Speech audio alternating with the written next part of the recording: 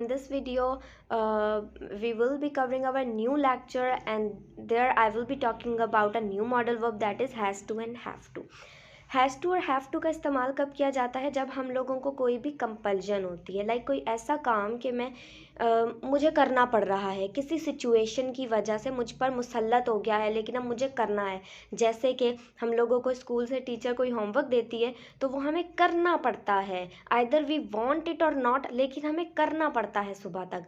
Examination में पहला paper हमें उस एक दिन पहली रात को याद करना पड़ता है।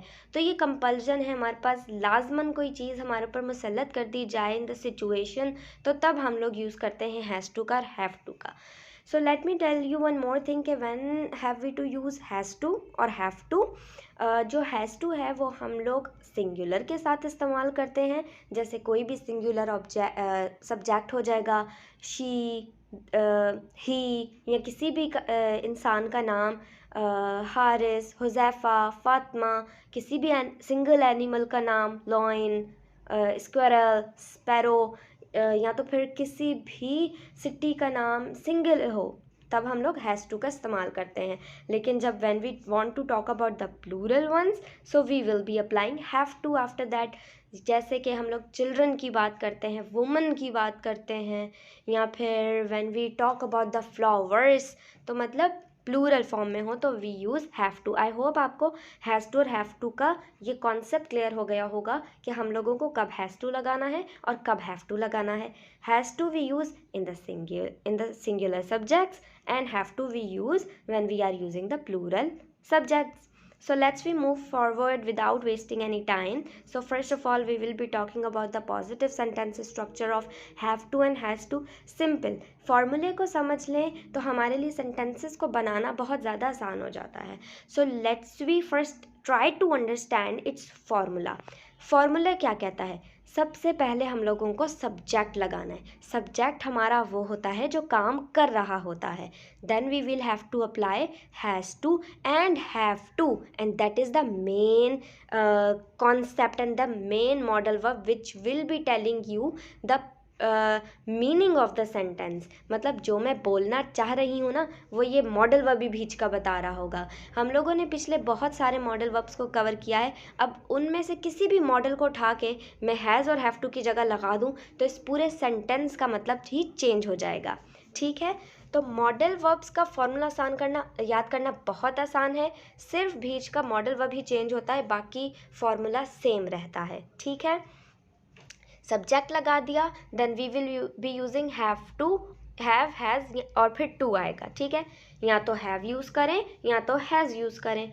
Then we will be using first form of the verb. हमारे पास वर्ब्स की 4 फॉर्म्स होती हैं। In the next video I will try to teach you that how many form of the verbs are there और वो किस तरह एक दूसरे से डिफ़र कर रही होती हैं। तो पहली फॉर्म सबसे आसान फॉर्म ऑफ द वर्ब होती है, तो वही हम लोग यहाँ पर इस्तेमाल करेंगे। Then we will be having the object, the last thing on which subject is working. Subject काम कर रहा होता है और जो काम कर रहा होता है वो ऑब्जेक्ट पर कर रहा होता है। ठीक है, I have also defined elaborated the concept of the subject, verb and object in my very first lecture, so you can go into my first video and check that out. ठीक है, let's we move to the examples. अब sentences बनते कैसे? She has to spend money on rent house. She subject का इस्तेमाल हुआ है, जो काम कर रही है। हैज़ टू हमने मॉडल वर्ब का इस्तेमाल किया है। हैव टू इसलिए इस्तेमाल नहीं किया क्योंकि we have the singular subject. अगर यहाँ पर दे होता, क्योंकि दे बहुत सारे लोग होते हैं, तो हम लोग हैव टू का इस्तेमाल करते। Then we will be using the very first form of the verb, जो कि है स्पेंड। ठीक है, then we will be using our object money on rent house. ये वर्ब के बाद सारा हमारा ऑब्जेक्ट आ जाता है। She has to spend money on rent house. उसको अपने रेंट हाउस पर पैसा खर्च करना पड़ता है। इसका मतलब वो मजबूरन है, मजबूरी है, उसकी नेसेसिटी है, उसकी ज़रूरत है। अब वो we don't know either she wants it और नॉट, लेकिन ये उसको काम करना पड़ता है, वो चाहे ना चाहे। ठीक है, to the next example, mother has to sew to earn, mother has to sew to earn, अम्मी को कमाने के लिए सीना पड़ता है। Children have to sleep in noon with their father, जो बच्चे हैं उनको अपने फादर के साथ दोपहर में सोना पड़ता है। So children is the plural here, so that's why we are using have to. ठीक है, so let me give you some sentences in Urdu so that you may yourself also translate. Also tell me in this comment section below if you have translated the sentences in English so that I may tell you that either you have made the correct sentences or the wrong one. ठीक है, बड़ी बहन को अपने छोटे बहन भाइयों के लिए खाना बनाना पड़ता है। उन लोगों को रोज़ रेस्टोरेंट की सफाई करनी पड़ती है। उसको यूट्यूब चैनल की वीडियो बनानी पड़ती है। Okay, so next we will be moving to the negative sentence structure of it. फॉर्मूले में सिर्फ नॉट के इजाफा हो जाएगा, बाकी everything will be remain same. Subject plus has, have plus not. अच्छा, let me clear you one more thing that we will not be applying not after to. हम लोग नॉट का इस्तेमाल हैज़ और हैव के बाद करेंगे, हैज़, हैव प्लस नॉट। ठीक है, okay, let we go through the examples of it. She has not to cast her old crap of dresses. तो इसका मतलब यहाँ पर है कि उसको जो है अपने पुराने जो क्रैप है, यानी कि इसका मतलब होता है बहुत पुअर क्वालिटी ऑफ ड्रेसेस जो हैं उसको नहीं फेंकने पड़ते हैं। They have not to fight in the class, उनको क्लास में नहीं लड़ना पड़ता है। सो दे आया है इसलिए हम लोगों ने हैव का इस्तेमाल किया है। Amara has not to broom the house, Amara को घर की सफाई या झाड़ू घर में नहीं लगाना पड़ता है। ठीक है, so let me give you sentences in Urdu. उसके पास किताबें हैं इसलिए उसको इंटरनेट इस्तेमाल नहीं करना पड़ता है। उन लोगों को ज़मीन पर सोना नहीं पड़ता है। ठीक है, we will be moving forward interrogative sentence structure, जिसमें डू डज पहले आ जाता है। ठीक है, अब हम लोग यहाँ पर डू और डज का इस्तेमाल करते हैं, देन प्लस आएगा, प्लस सब्जेक्ट। यहाँ पर हैव ही आएगा, यहाँ पर हैज़ अब नहीं आता। जब डू डज हम लोग लगा रहे हैं तो हम लोग हैज़ या नहीं लगाते हैं, हम जस्ट हैव लगाते हैं। Then plus to plus object. Has क्यों नहीं लगाते हैं? वो इसलिए नहीं लगाते हैं क्योंकि जो सिंगुलर और प्लूरल का जो एक्चुअल में वो कॉन्सेप्ट है ना, वो डू डज के पास चले जाता है कि अगर सिंगुलर है तो डज का इस्तेमाल किया जाता है और अगर प्लूरल है तो डू का इस्तेमाल किया जाता है। ठीक है, तो यहाँ पर और हैव रिमेन रहेगा, रिमेन सेम रहता है have. As an example you can see the first sentence, does she have to assign work to the employees, क्या उससे एम्प्लॉयज़ को काम देना पड़ता है? अब शी की बात हो रही है तो इसीलिए यहाँ पर डज का इस्तेमाल हुआ है, डज सिंगुलर के साथ, डू प्लूरल के साथ, लेकिन have will remain same. Has Hania to hew tree in the scorching sunlight, क्या सानिया को दरख्त काटना पड़ता है कड़कती धूप में? Have we to wake up early daily in the morning, क्या हम लोगों को रोज़ सुबह जल्दी उठना चाहिए है? ठीक है, ओके, यहाँ पर मैंने हैव वी लगाया है। Let me clear you one more thing कि हम लोग हैव और हैज़ को भी इंटरोगेटिव सेंटेंस में पहले लेकर आ सकते हैं, जैसे कि मैं लास्ट सेंटेंस में लेकर आई हूँ और सेकंड सेंटेंस में लेकर आई हूँ कि हैज़ हानिया टू। इसके अलावा हम लोग डू डज का भी इस्तेमाल कर सकते हैं। तो it totally depends on you कि either you want to use do does in your interrogative sentences और you want simply to make the or just simply you want to bring the modal verb into the place of subject in order to use the interrogative sentence. ये आपके ऊपर depend करता है। मतलब अगर आप इसको आप ऐसे भी बना सकते हैं कि डज सानिया, फिर आप हैव लगाएंगे, डज सानिया हैव टू ह्यू। ठीक है, लेकिन अभी हम लोग हैज़ लगाएंगे क्योंकि यहाँ पर डज नहीं लग रहा। नीचे डू लगाएंगे क्योंकि वी लग रहा है, डू वी हैव टू, और अगर हम लोग डू नहीं लगाना चाहते तो हम हैव को पहले ले आएंगे, have we to wake up. ठीक है, आई होप ये आपको क्लियर हो गया होगा। इसके सेंटेंसेस लाजमी आप लोगों ने मुझे in the comment section below बताने हैं ताकि मैं देख सकूं कि आइदर आपको कॉन्सेप्ट समझ आया है कि नहीं।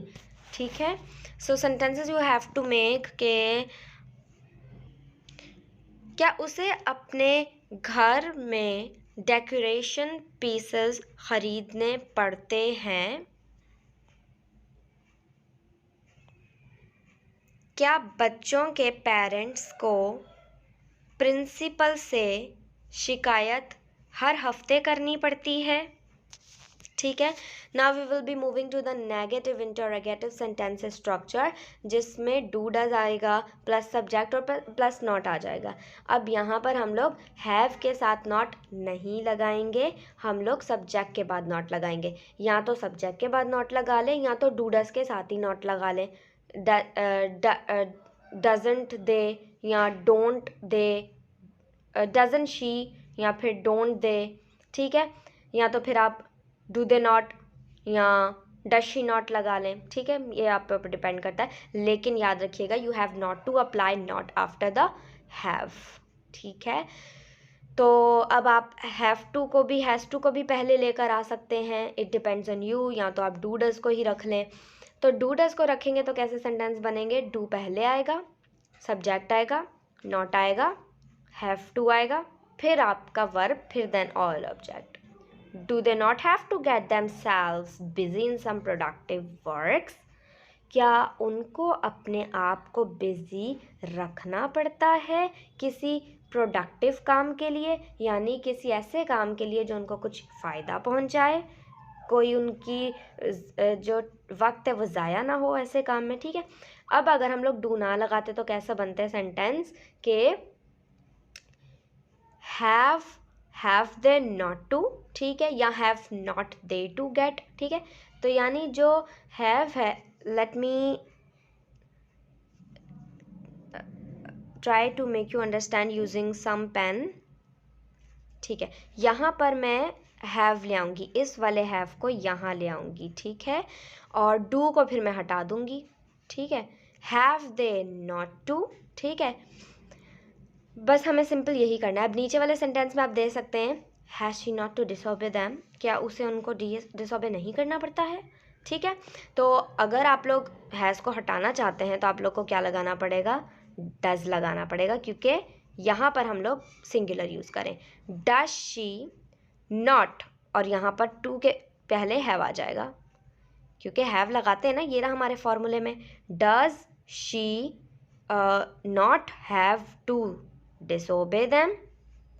अच्छा, मैं एक चीज़ यहाँ पर लगाना भूल गई हूँ, नोबडी नोटिस दैट, के टू के बाद यहाँ पर I forgot to write the verb की first form, so take this into account. ठीक है, कि subject plus not plus have plus to plus verb की first form, then object will कम।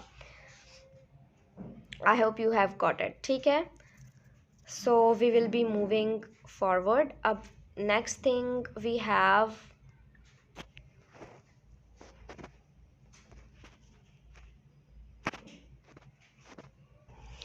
अच्छा, यहाँ I have pasted a picture from a book. ठीक है, तो let we try to differentiate must और हैव टू। मस्ट और have to में difference क्या है?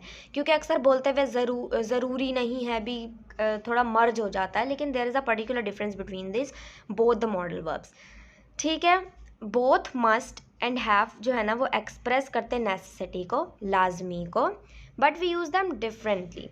पहले मस्ट को देखें। We use must when the speaker feels that something is necessary।